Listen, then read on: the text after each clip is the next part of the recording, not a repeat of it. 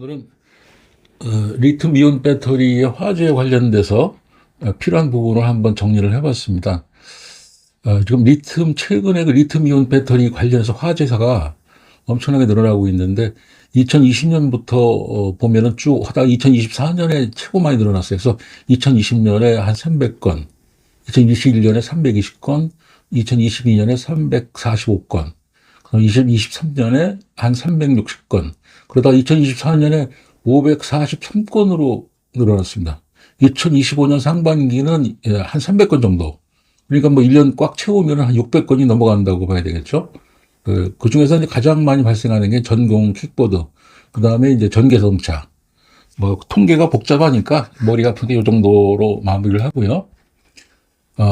보통 그 리튬 이온 배터리는 이제 크게 우리나라 같은 경우는 이제 우리가 주력을 하는 것은 이제 3원계, 그래서 니켈, 코발트, 망간. 중국은 이제 LFTP, 그래서 리튬 인산철 배터리가 여기서 얘네들은 이제 주력이고요. 물론 이제 3원계, 니켈, 코발트, 망간이 집적도가 좁기 때문에 아주 쉽게 얘기하면 전기 집적도가 높아서 아주 오래 쓰고 오래 갑니다.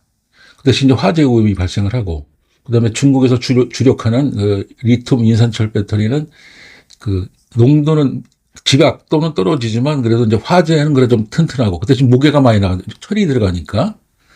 그래서 이제 그 대량의 배터리의 구조를 보게 되면은 양극이 이제 배터리 용량과 전압을 이제 결정을 하는데, 아까 말씀드린 데 우리나라는 이제 니켈, 코발트, 망간으로 이제 우리가 주로 쓰고 있고요. 음극은 이제 양극에서 온 리튬 이온을 저장했다가 방출하는데, 주로 이제 흑이온이 이제 사용이 과거되어 왔었습니다. 근데 그 이후에 여러 가지 이제 변화가 많이 생겼죠.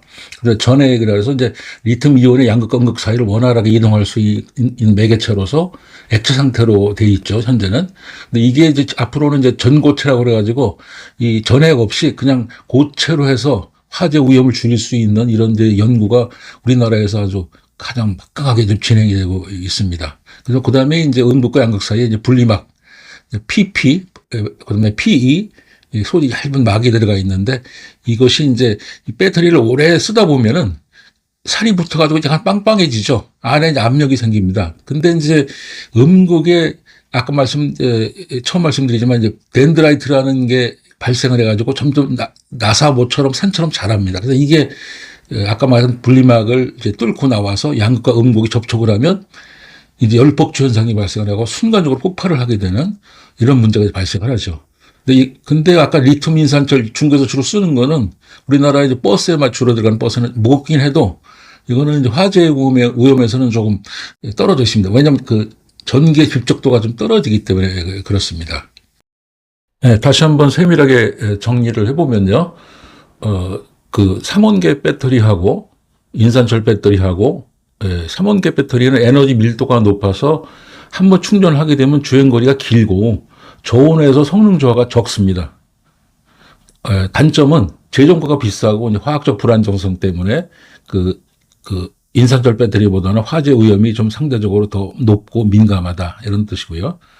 근데 중국에서 주로 이제 하고 있는 리튬 인산철 배터리는 이제 철을 기반으로 하기 때문에 그 육각형 올리본 구조로 결합력이 강해서 열적 안정성이 좀 뛰어나고 가격은 저렴합니다. 단점은 이제 에너지 밀도가 낮아서 이제 주행거리가 짧고 또 배터리가 무겁습니다. 철로 되어 있기 때문에.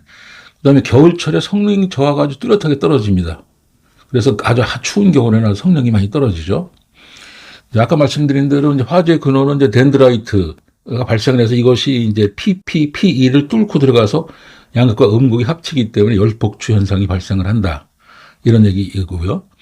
덴드라이트 형성이 되는 것은 이제 충전을 이제 계속 하다 보면 이것이 이제 음극의 흑이온 사이로 들어가지 못하고 표면에 결정 상태로 남기 때문에 이것이 쌓여서 나뭇가지 모양으로 뻗어나가면서 뾰족하게 올라옵니다, 이게. 그래서 이제 이것이 반복적으로 이제 급속 충전하거나 저속 충전하거나 반복적으로 계속 충전을 하게 되면 반드시 자라게 되어 있습니다. 그래서 근원적 해결책은 이제 덴드라이트 억제 기술이 필요한데, 아직까지 딱 부러지게 지금 이렇게 이것을 해결할 수 있는 노력은 하고 있습니다만은 아직 없는 중입니다. 뭐 실리콘을 원곡지에다 심어서 하기도 해봤는데 이것도 역시 덴드라이트가 발생을 하는 거로 확인이 됐고요. 그다음에 뭐 탄소 나노 튜브를 갖다 뭐 이용해서 이온 적체를 막아보려고 노력을 하고 있는데 이것도 아직 이제 실용화는 아직 안 되고 있는 상태입니다. 그다음에 이제 아까 말씀드린 대로 전고체 배터리가 나오게 되면 소위 드림 배터리죠, 이게.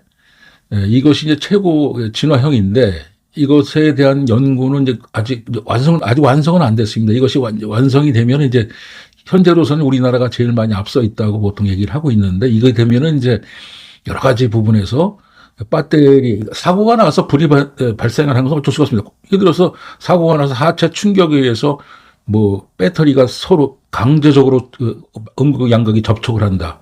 뭔가 관통을 해서 철근이 했다. 이럴 때는 무조건 불이 나게 되어 있습니다. 그러니까 전기차는 외부의 충격으로 인한 것은 막을 방법이 없습니다. 이건 화재가 무조건 납니다. 그런데 자체적으로 가만 놔뒀는데 불 나는 것이 아까 말씀드린 덴드라이트 때문에 발생을 하는 거고, 오래 쓰다 보면 배가 뚱뚱해지면서 압력이 생긴 상태에서 덴드라이트가 자라니까 이것 때문에 자체적으로 발화가 발생을 하는 것이죠.